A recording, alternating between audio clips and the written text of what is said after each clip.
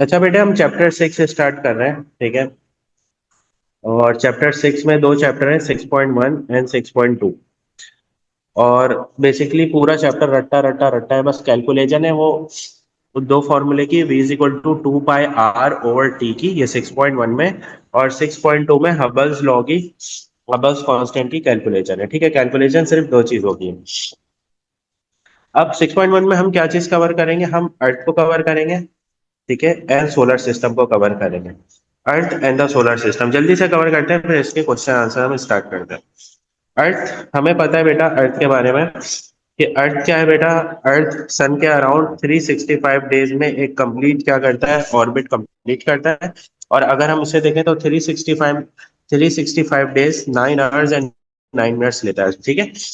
अच्छा, अब अर्थ का ऑर्बिट, हमें लगता है ऐसा कि अर्थ का ऑर्बिट सर्कुलर है।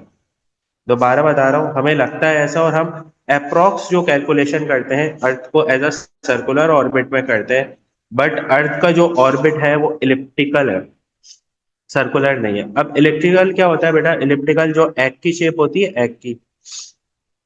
एग की शेप जो होती है वो इलिप्टिकल होती है। अब वो एग की शेप कैसे होती है, वो ड्राइंग थोड़ी अच्छी नहीं है, थोड़ा ऐसे बनानी है, कुछ इस तरीके की। अब ये जो होती है एग की शेप कुछ इस तरीके से, वो हॉरिजॉन्टली क्या होती है, थोड़ी सी दूर दूर होती है, और वर्टिकली थोड़ी सी करीब करीब से होती है। तो अर्थ की शेप जो है इलिप्टिकल है। पास पेपर में क्वेश्चन भी आया हुआ है, हमने वहां पे इलिप्टिकल लिखा है, ठीक है। बट हम कैलकुलेट एज अ सर्कुलर करते हैं उसको। सर्कुलर का मतलब क्या है? चारों साइडें उसके मिड पॉइंट से क्या होंगी, इक्वल होंगी, यानी उसका आप कहीं से भी रेडियस निकाल लें वो इक्वल होता है, ये होता है सर्कुलर। और इलिप्टिकल में हॉरिजॉन्टल डिस्टेंस जो होता है वो दूर होता है, और वर्टिकल डिस्टेंस जो होता है वो करीब करीब होता है, ठीक है। अच्छा, अब इसकी जो हम स्पीड फाइंड आउट करेंगे इलिप्टिकल ऑर्बिट की, उस स्पीड का फॉर्मूला है v इज इक्वल टू 2 पाई r/टाइम, ठीक है। अब ये 2 पाई r क्या है? अगर मैं अर्थ की बात करूं कि अर्थ सर के अराउंड एक सर्कुलर पाथ कंप्लीट करता है, ठीक है। अब वो सर्कुलर पाथ कंप्लीट करता है तो वो पूरा एक सरकमफेरेंस ऑफ द सर्किल क्या करता है, कवर करता है। और हमें पता है सरकमफेरेंस ऑफ द सर्किल का formula, circumference of the circle का फॉर्मूला होता है बेटा 2 पाई r, ठीक है। तो यहाँ पर हम लिखेंगे 2 पाई r। और टाइम कौन सा है बेटा? टाइम वो टाइम है जो अर्थ सन के अराउंड एक पूरे कंप्लीट रेवोल्यूशन में कंप्लीट करता है। यानी अर्थ 365 डेज, हमें पता है जो हमारा एयर होता है 365 डेज में सन के अराउंड एक चक्कर जिसे बोलते हैं, यानी इजी वर्डिंग, वो कंप्लीट करता है। तो टाइम आ जाएगा बेटा यहाँ पर 365 डेज। बट इसकी यूनिट मीटर पर सेकेंड है, तो हमें इस टाइम को सेकंड में कन्वर्ट करना पड़ता है। तो हम ऐसे करेंगे, in 1 year we have 365 days, in every day we have 25 hours, in every hour we have 60 minutes, in every minute we have 60 seconds। तो इन सबको मल्टीप्लाई कर दीजिएगा, आपके पास टाइम आ जाएगा इन सेकंड। रेडियस गिवन होगा या फाइंड आउट करना होगा, हम अप्लाई करेंगे और हमारे पास स्पीड मिल जाएगी। पास पेपर में इसका भी क्वेश्चन है, इसको भी हम कवर कर लेंगे अभी, ठीक है। अब अर्थ जो है बेटा, अर्थ स्ट्रेट नहीं है। मतलब अर्थ जो है 23.5 डिग्री टिल्ट हुआ हुआ है, ठीक है। अर्थ जो है वो 23.5 डिग्री टिल्ट हुआ हुआ है सन के अराउंड। अगर फॉर एग्जाम्पल अर्थ स्ट्रेट होता है यूं करके, ठीक है, और यहाँ पे सन है। अब ये सन है, सन को तो बड़ा बनाना पड़ेगा थोड़ा, ये सन है। अब सन की जो रेज आती है ना, सन से लाइट की रेज आती, और टिल्ट नहीं हुआ हुआ था, तो बेटा कुछ एरियाज ऐसे होते हैं, फॉर एग्जाम्पल ये वाला एरिया ऐसा होता, ये वाला एरिया ऐसा होता है जहां पे लाइट कभी आती ही नहीं, ठीक है। अर्थ के कुछ एरियाज ऐसे होते हैं, अभी भी हम ये देखते हैं कि कुछ एरियाज आपने सुने होंगे, मुझे नाम याद नहीं आ रहा है, जहाँ पे 22 आवर्स जो होता है वो क्या होता है बेटा, लाइट आती ही नहीं है, दिन होता ही नहीं, 2 आवर्स का शायद डे का सीन होता है, ठीक है। तो अर्थ टिल्ट है, इसलिए पूरी दुनिया में जो है वो एक एक कोने पे रोशनी जाती है। अब यहाँ से जा रही होगी, थोड़ा सा टिल्ट होगा तो टकरा वकरा के रिफ्लेक्शन करके इधर उधर से पहुंच जाती है, ठीक है। याद रखिएगा, एमसीक्यू के लिए इंपॉर्टेंट चीज है। अब अब एक सन है, ठीक है। अब सन के अराउंड जो अर्थ पूरे 365 डेज में जो एक साइकिल कंप्लीट करता है, उसमें जो इंपॉर्टेंट चीजें हम उसके बारे में बात करेंगे, इक्विनॉक्स की, ठीक है। इसका मतलब क्या होता है? इसका मतलब होता है बेटा equal day and equal night, ठीक है। कब कब होते हैं? 2 दफा होता है साल में, 20 मार्च को होता है और एक होता है 23 सितंबर को। ठीक है। मैं यहीं से स्टार्ट कर रहा हूँ इसकी जर्नी ए से। अब ए से फॉर एग्जांपल, अब अर्थ ने रोटेशन स्टार्ट करी, ठीक है, सन के अराउंड। तो 20 मार्च को इक्वल डे होगी और इक्वल क्या होगी? नाइट होगी। ठीक है, क्लियर। अब ये मूव कर रहा है बेटा स्प्रिंग से, ठीक है, थोड़ा सा समर की तरफ, अभी ये स्प्रिंग कवर कर रहा है। तो जब हम 21st ऑफ किस पे आएंगे बेटा? जैन पर आएंगे, तो हमारे पास लॉन्गेस्ट डे होगी और शॉर्टेस्ट नाइट होगी, याद रखिएगा। जब हम इसे हम समर सोलेस्टिक बोलते हैं, ठीक है, जिसमें लॉन्गर डे होती है और नाइट टाइम क्या होता है बेटा? शॉर्ट होता है। ठीक है, और उसके बाद जब हम यहाँ से कवर करेंगे, मतलब समर की तरफ से जब जा रहे होंगे या समर कवर करते हुए जा रहे होंगे, तो एक और हमारे पास इक्विनॉक्स आएगा जिसमें 23 सितंबर है। इसमें भी हमारे पास क्या होगा बेटा? इक्वल डे और इक्वल नाइट होगी, यानी डे टाइम और नाइट टाइम क्या होगा बेटा? एक दूसरे के इक्वल होगा। डेट्स याद रखनी है आपको, सारी की सारी कुछ भी पूछी जा सकती है। ठीक है, उसके बाद हम जब ऑटम को कवर करते हुए, बस अब हम समर विंटर की तरफ जा रहे हैं, तो 21 दिसंबर वो डे है जिसमें हमारे पास लॉन्गेस्ट नाइट आ जाएगी।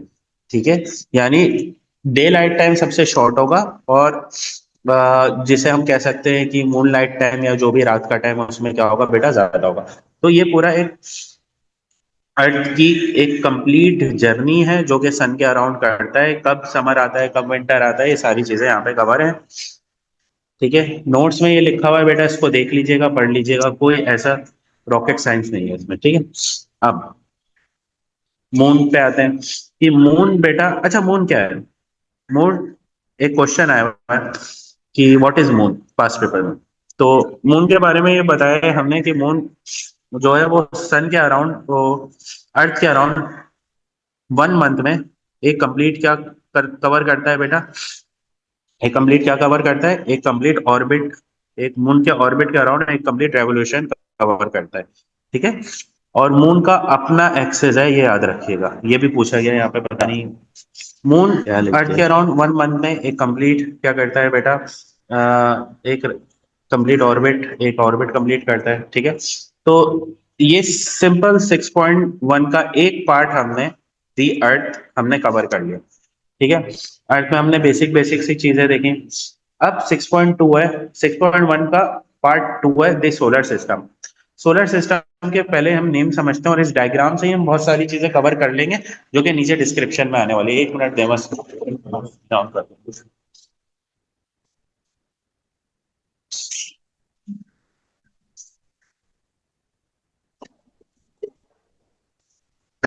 अच्छा, 6.1 का सेकेंड पार्ट है, ठीक है, दी सोलर सिस्टम।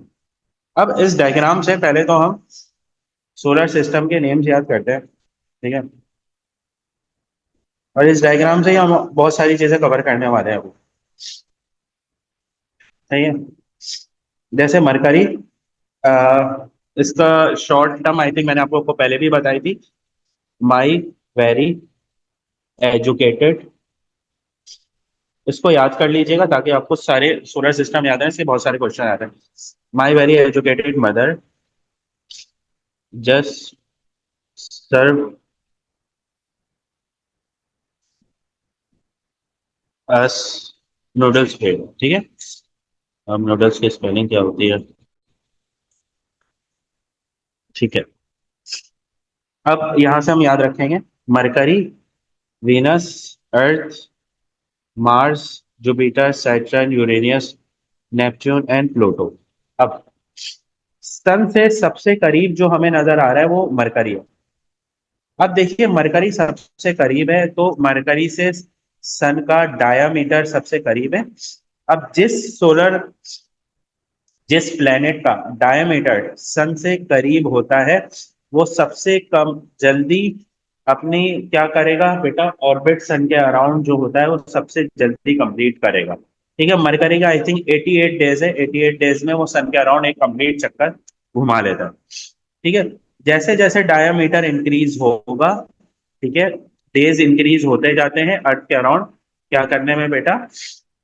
एक कंप्लीट रोटेशन में। ठीक है, अब जैसे अर्थ है, अर्थ 365 डेज लेता है, तो वो मरकरी से उसका डायमीटर दूर, मतलब सन से उसका डायमीटर अगर हम कंपेयर करें विद रिस्पेक्ट टू मरकरी दूर है, तो उसका टाइम भी देखें ज्यादा है, एक चीज।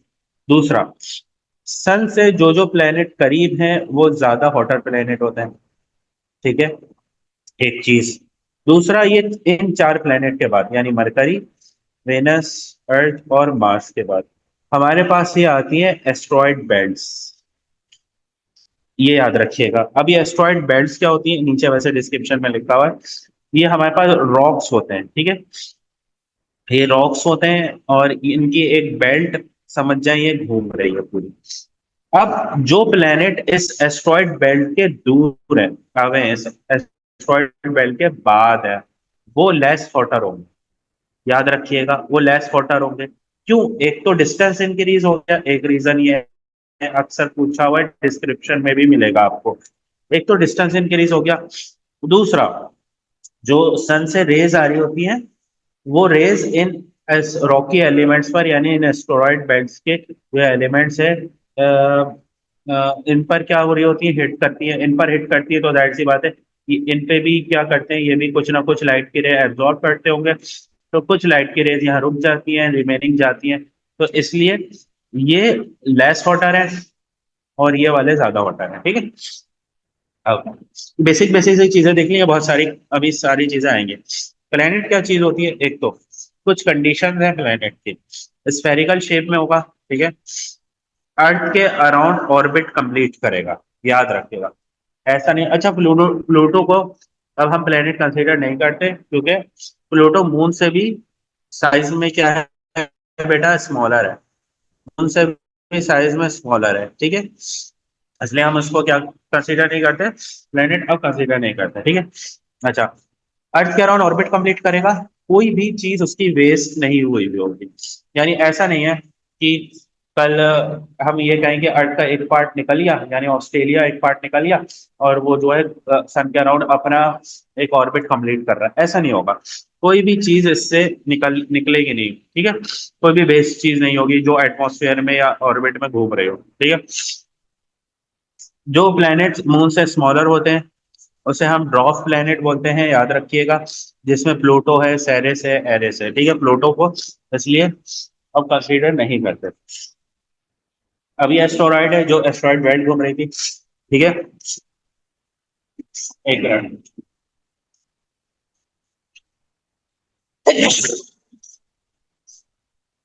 और हम अच्छा, अब हमारे पास एस्ट्रॉइड्स हैं। एस्ट्रॉइड्स क्या होते हैं, लार्ज रॉक होते हैं जिनके पास कोई ना कुछ एटमॉस्फेयर नहीं है, उनके पास कोई एटमॉस्फेयर नहीं है, एटमॉस्फेयर नहीं है तो इसका मतलब उनकी कोई, उनके ऊपर कोई भी लाइफ नहीं है, ठीक है, उनका अपना ऑर्बिट होता है,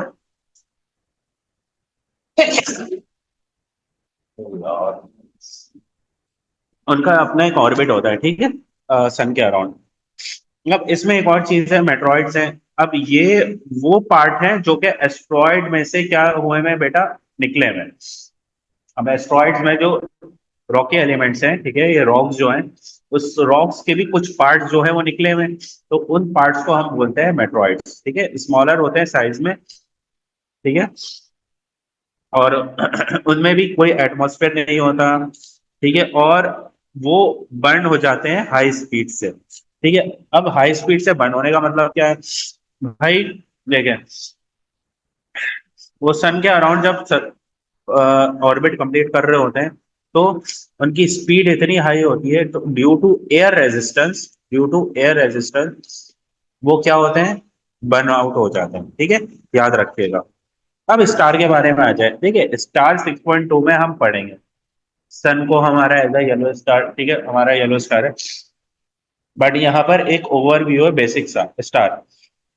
अच्छा देखिए, स्टार होता क्या है, स्टार स्टार में याद रखिएगा हमेशा फ्यूजन रिएक्शन होता है जिसकी वजह से वो अपनी एनर्जी खुद प्रोड्यूस करता है, याद रखिएगा। फ्यूजन रिएक्शन क्या होता है हमने बहुत डेप्थ में पढ़ा था, ठीक है, रिवीजन क्लास है तो थोड़ा जल्दी जल्दी बताऊंगा। फ्यूजन रिएक्शन क्या होता है, दो स्मॉलर न्यूक्लियाई कंबाइन होते हैं और एक लार्ज न्यूक्लियस फॉर्म करते हैं, यानी दो हाइड्रोजन मिलाकर एक हीलियम बनाते हैं, जिसकी वजह से हाई अमाउंट ऑफ एनर्जी जो होती है बेटा वो रिलीज होती है।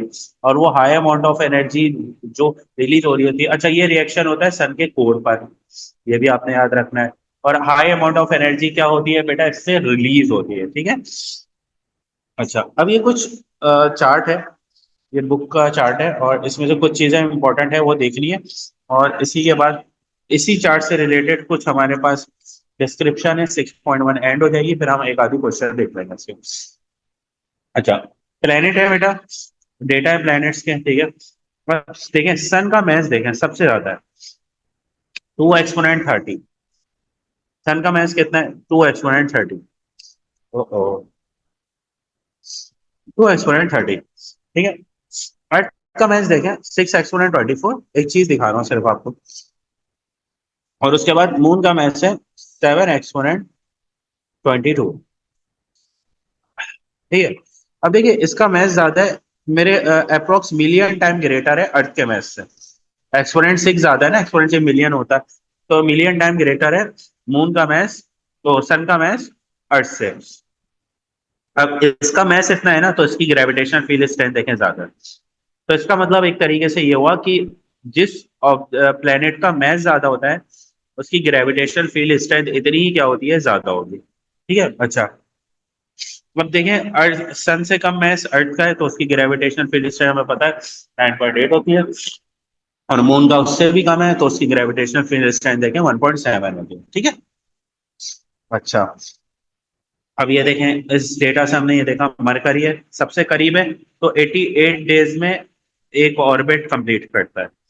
उसके पीछे वेनस है तो 225 डेज, उसके पीछे अर्थ है 365 डेज।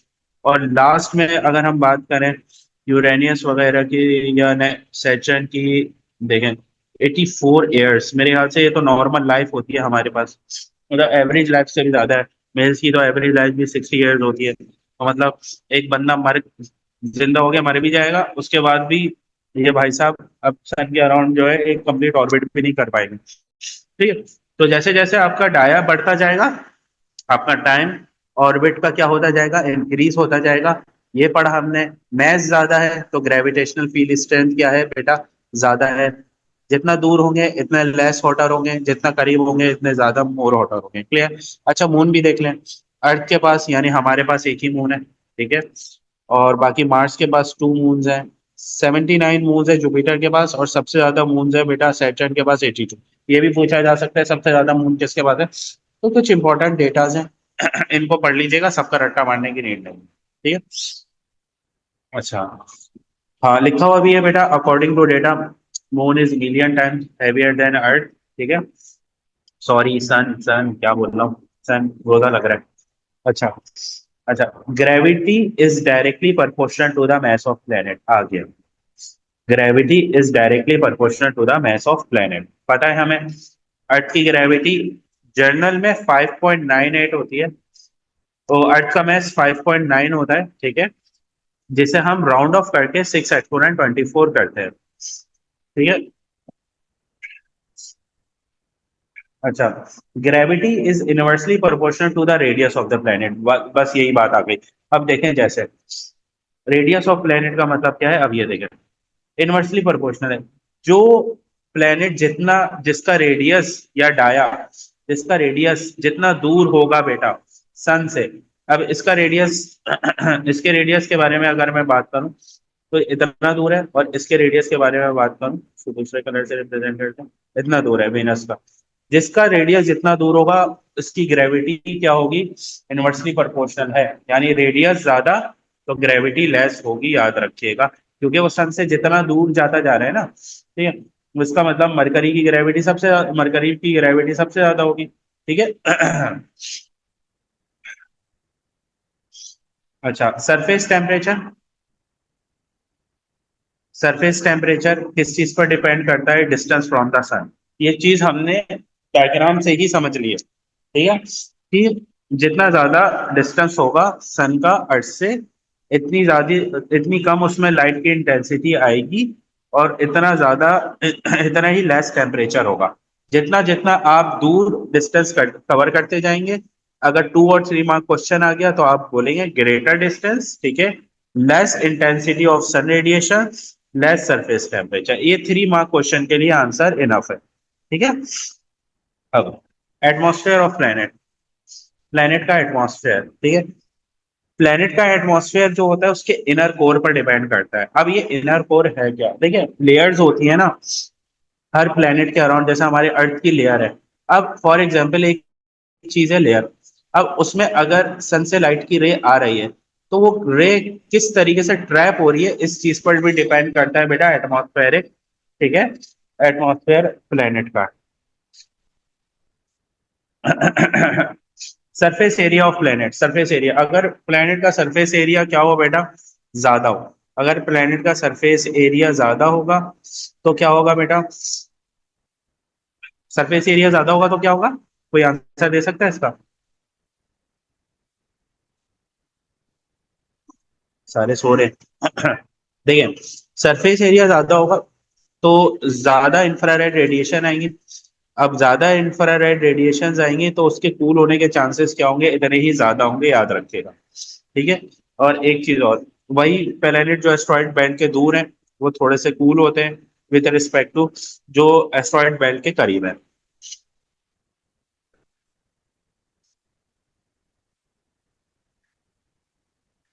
वही है बेटा रेडियस इफेक्ट, जितना ज्यादा आप दूर होंगे, हम इस चीज को कवर कर चुके हैं, जितना ज्यादा हम सन से दूर होंगे, हमारा रेडियस या डाया दूर होगा, इतना ज्यादा उसको ऑर्बिट कंप्लीट करने में टाइम लगेगा। बट इसकी वैल्यू यहाँ पर लिखी हुई है कि time square is equal to constant multiply by radius cube, रट्टा मार लीजिएगा। ठीक है। तो वही है अगेन, लास्ट पार्ट है ये gravitational field strength of the sun. ठीक है। जितने ज्यादा आप सन से दूर होंगे इतनी ज्यादा ग्रेविटेशनल फील्ड स्ट्रेंथ आपकी वीकर होती जाएगी। ठीक है। इतना क्लियर हो गया बेटा आप सबको, मुझे बता दीजिए।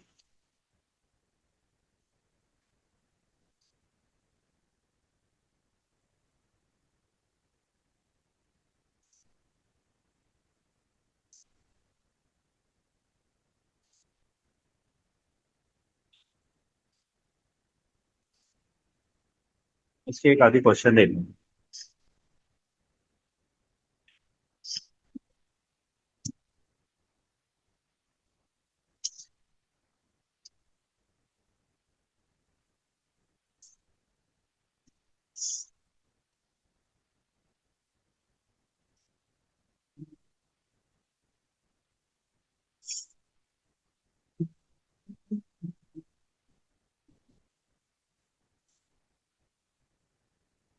तो 2 पार्ट 6.2 के हैं, इसको नहीं कर सकते।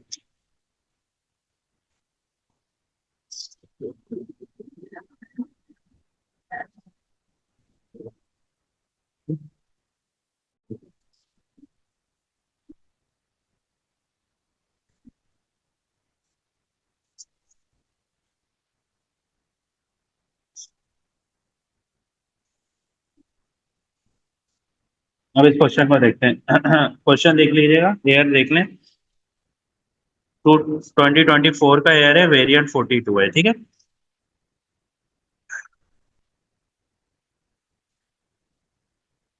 The solar system includes sun and the planet. Okay. अब state 2 type of natural object that orbit the sun. Natural orbit बताने हैं, ठीक है। इसमें हमें ये नहीं बताना कि प्लेनेट के बारे में नहीं बताना कि नेपच्यून वगैरह है जो भी, नेचुरल ऑर्बिट बताने हैं। एक हमने देखा था एस्ट्रॉइड बेल्ट है हमारे पास, एस्ट्रॉइड बेल्ट तो पूरा नाम होगा, एस्ट्रॉइड्स हैं। एक होते हैं बेटा कॉमेट्स। अब ये कॉमेट्स क्या होते हैं ये मैं बता दूंगा आपको, ठीक है। ये दोनों क्या करते हैं बेटा, ये नेचुरल ऑब्जेक्ट है जो कि सन के अराउंड क्या करते हैं, एक ऑर्बिट कंप्लीट कर रहे होते हैं। State shape of orbit of the planet. अब इस ऑर्बिट का शेप क्या होता है, ठीक है। अभी हमने पढ़ा था सेकंड पेज पे, शेप क्या होता है बेटा, elliptical.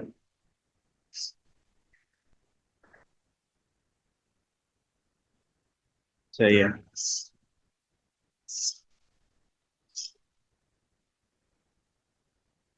Figure 10.1 shows the orbit of an object from the sun at point A, ये रहा, मार्क कर देते हैं इसको। The object is closest to the sun. अच्छा ये देखें, ये शेप भी एलिप्टिकल ही है। तो अगर आपको ऊपर से समझ में नहीं आ रहा तो देखिए, इन्होंने नीचे खुद शेप एलिप्टिकल ही बनाकर दे दी है। At point B the object is further away, ठीक है, हमने पढ़ा था फ्रॉम द सन। ठीक है, पॉइंट बी पर थोड़ा दूर है और पॉइंट ए पे यहाँ पर है। State and explain energy transfer as the object travelling from A to B. अब देखिए, एनर्जी ट्रांसफर का हमारे स्पेस फिजिक्स से कोई लेना देना है नहीं। ये एनर्जी ट्रांसफर हमने वर्क पावर एनर्जी में पढ़ी थी। अब देखिए, अगर ए से स्टार्ट हो रहा है, ठीक है, उसने ये बात बोली है, ए से स्टार्ट हो रहा है, ठीक है। अगर मैं यूं कंसीडर करूं कि ए से बी पर जा रहा है, तो जब ए से बी पर जाएगा तो उसकी हाइट यहाँ पर होगी ज्यादा। ठीक है, जब ए से बी पे जा रहा होगा तो ज्यादा हाइट इंक्रीज हो रही होगी। और जब हाइट ज्यादा इंक्रीज होती है तो हमने पढ़ा था ग्रेविटेशनल पोटेंशियल एनर्जी क्या हो जाती है बेटा, इंक्रीज हो जाती है। और जब ग्रेविटेशनल पोटेंशियल एनर्जी इंक्रीज होती है तो काइनेटिक एनर्जी क्या हो जाती है मेरे बेटे, डिक्रीज हो जाती है। ठीक है, तो ग्रेविटेशनल पोटेंशियल एनर्जी इंक्रीजेस, ठीक है, from point A to point B and kinetic energy is decreases. ये हमने स्टेटमेंट दे दी उसे। अब इसे एक्सप्लेन कैसे करेंगे? अब बेटा ये कौन से लॉ में एक्सप्लेन होता है? ठीक है, ये होता है law of conservation of energy. Law of conservation of energy में चीज हम क्या करते हैं बेटा, बता। Jupiter is 7.8 exponent 11 metre from the sun. Distance दिया हुआ है बेटा जुपिटर का सन से। ठीक है, the vacuum of the speed of light in vacuum is 3 exponent metre per second. अच्छा देखिए, इसने स्पीड ऑफ लाइट तो दे दी, बट अगर इन केस कभी ये स्पीड ऑफ लाइट नहीं देगा तो भी आपको याद रखनी है। ठीक है, सन से कौन सी रेज निकलती है, इंफ्रारेड वगैरह, और वो हम समझ सब पढ़ चुके हैं। इलेक्ट्रोमैग्नेटिक स्पेक्ट्रम में वो स्पीड ऑफ लाइट से मूव करती है 3 एक्सपोनेंट मीटर पर सेकेंड। वो बोले या ना बोले, वो दे या ना दे, हमें रटी भी होनी चाहिए speed of light 3 exponent metre per second. Calculate the time. Time, तो speed is equal to distance over time. अच्छा, डिस्टेंस है कितना, 7.8 एक्सपोनेंट 11, और टाइम कितना है, 3 एक्सपोनेंट 8 मीटर पर सेकेंड। ठीक है, डिवाइड करिएगा आंसर।